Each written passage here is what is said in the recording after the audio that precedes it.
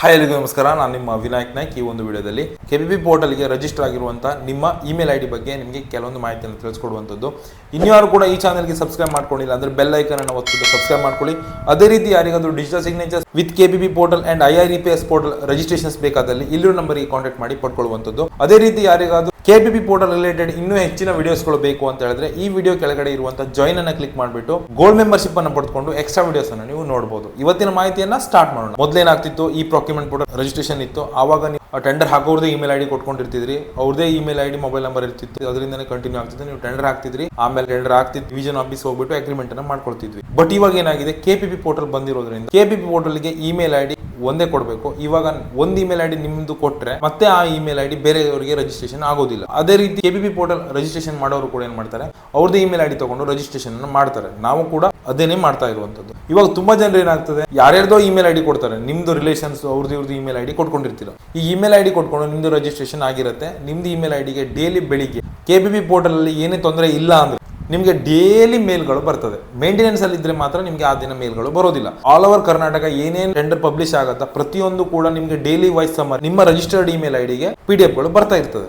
But problem ಏನು ಅಂತ ಹೇಳಿದ್ರೆ, ತುಂಬಾ ಜನ ನೀವು ಬೇರೆ ಇಮೇಲ್ ಐಡಿ ಕೊಡೋದ್ರಿಂದ ಅವರಿಗೆ ಇಮೇಲ್ ಕೂಡ ಹೋಗ್ತದೆ. ಕೆಲವೊಬ್ಬರಿಗೆ ಇದೇನು ಅನ್ಸೋದಿಲ್ಲ, ಸಣ್ಣ ವಿಷಯ ಅನ್ಸುತ್ತೆ. ಬಟ್ ಪ್ರಾಬ್ಲಮ್ ಆಗೋದು ಯಾವಾಗ ಅಂತ ಹೇಳಿದ್ರೆ, ಇನ್ ಕೇಸ್ ನಿಮ್ ಡಿಜಿಟಲ್ ಸಿಗ್ನೇಚರ್ಸ್ ಏನಾದ್ರು ಮಿಸ್ ಮಾಡ್ಕೊಂಡ್ರೆ, ಟೋಕನ್ ಅಂತ ಏನ್ ನಾವು ಹೇಳ್ತೀವಿ, ಅದು ನೀವು ಕಳೆದುಕೊಂಡ್ರೆ ನಿಮ್ಗೆ ಲಾಗಿನ್ ಆಗೋದಿಲ್ಲ. ಡಿಜಿಟಲ್ ಸಿಗ್ನೇಚರ್ಸ್ ಬೇಕಾಗತ್ತೆ. ಆವಾಗ ನೀವೇನ್ ಮಾಡ್ಬೇಕಾಗತ್ತೆ, ಹೊಸ DSC ನೀವು ತಗೊಳ್ಬಹುದು. ಬಟ್ ಪ್ರಾಬ್ಲಮ್ ಇರೋದೇನಂತ ಹೇಳಿದ್ರೆ, ಹೊಸ ತಗೊಂಡಿರುವಂತಹ DSC ನಿಮ್ಮ KPP ಪೋರ್ಟಲ್ ಗೆ ಮ್ಯಾಪಿಂಗ್ ಬರೋದಿಲ್ಲ.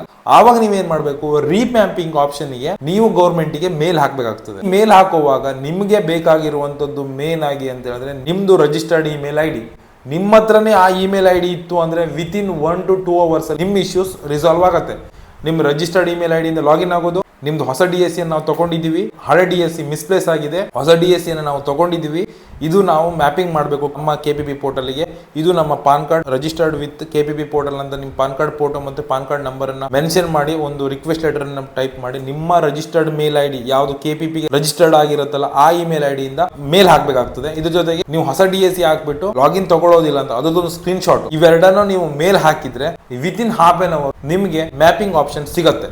In case registered email ID ನಿಮ್ಮ ಹತ್ರ ಇಲ್ಲ ಅಂತ ಹೇಳಿದ್ರೆ ನಿಮಗೆ ಮಿನಿಮಮ್ 1 to 2 weeks ಬೇಕಾಗತ್ತೆ. ಯಾಕೆ ನಾ ಇದು ಹೇಳ್ತಿದ್ದೀನಿ ಅಂದ್ರೆ, ನೀವು ಫಸ್ಟ್ ಏನ್ ಮಾಡ್ಬೇಕು, ರಿಜಿಸ್ಟರ್ಡ್ ಮೇಲ್ ಐಡಿ ನಮ್ಮ ಹತ್ರ ಇಲ್ಲ, ಹೊಸ ಇಮೇಲ್ ಐಡಿ ನಾವು ರಿಜಿಸ್ಟರ್ ಮಾಡಬೇಕು ಅಂತ ರಿಕ್ವೆಸ್ಟ್ ಲೆಟರ್ ಅನ್ನ ಮೇಲ್ ಹಾಕೋದಲ್ಲ, ನೀವು ಅದನ್ನ ಕೊರಿಯರ್ ಮುಖಾಂತರ ಕಳಿಸ್ಬೇಕಾಗತ್ತೆ. ಕೊರಿಯರ್ ಅವರು ರೀಚ್ ಆದ್ಮೇಲೆ ಅವರು ಆಮೇಲೆ ಚೇಂಜ್ ಮಾಡ್ತಾರೆ. ಚೇಂಜ್ ಆದ್ಮೇಲೆ ಮತ್ತೆ ರೀಸೆಟ್ ಗೆ ನೀವು ಮತ್ತೆ ಮೇಲ್ ಹಾಕ್ಬೇಕು ಹೊಸ ಇಮೇಲ್ ಐಡಿ ಇಂದ.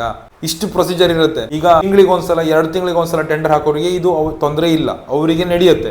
ಬಟ್ ಡೈಲಿ ವೀಕ್ಲಿ ಒಂದು 4-5 ಟೆಂಡರ್ ಹಾಕೋರಿಗೆ ಇದು ತುಂಬಾನೇ ತೊಂದರೆ ಆಗತ್ತೆ. ನಿಮಗೆ ಟೆಂಡರ್ ನೀವು ಹಾಕ್ಲಿಕ್ಕೆ ಬರೋದಿಲ್ಲ, ಏನೋ ಆಪ್ಷನ್ ಇರೋದಿಲ್ಲ ಅವಾಗ. ಅದೇ ಕಾರಣಕ್ಕೆ ನೀವು KPP ಪೋರ್ಟಲ್ ಗೆ ಏನು ರಿಜಿಸ್ಟರ್ ಮಾಡಕ್ಕೆ ಕೊಡ್ತಿರಲ್ಲ ಇಮೇಲ್ ಐಡಿ, ಅದನ್ನ ನೀವೇ ಇಟ್ಕೊಳ್ಳಿ, ಯಾರಿಗೂ ಕೂಡ ಕೊಡಬೇಡಿ. ನೀವು ಅದನ್ನ ಡೈಲಿ ಚೆಕ್ ಮಾಡ್ತಾ ಇರಿ, ಮೇಲ್ ಬರ್ತಾ ಇದೆಯೋ ಹೇಗೆ. ಈಗ ನಮ್ಮ ಹತ್ರ ರಿಜಿಸ್ಟರ್ ಮಾಡೋರಿಗೆ ತುಂಬಾ ಜನರಿಗೆ ಮೇಲ್ ಬಂದಿದೆ, ನಂಗೆ ಇಮಿಡಿಯೇಟ್ ಕಾಲ್ ಮಾಡ್ತಾರೆ.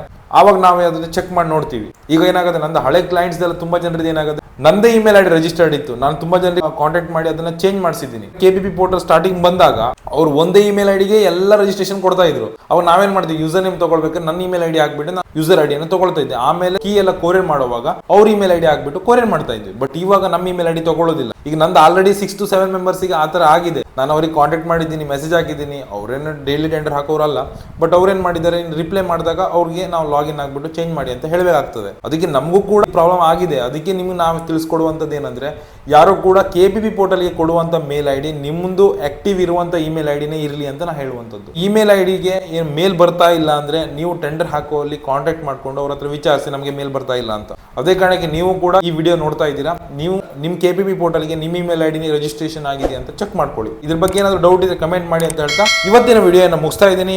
Thank you.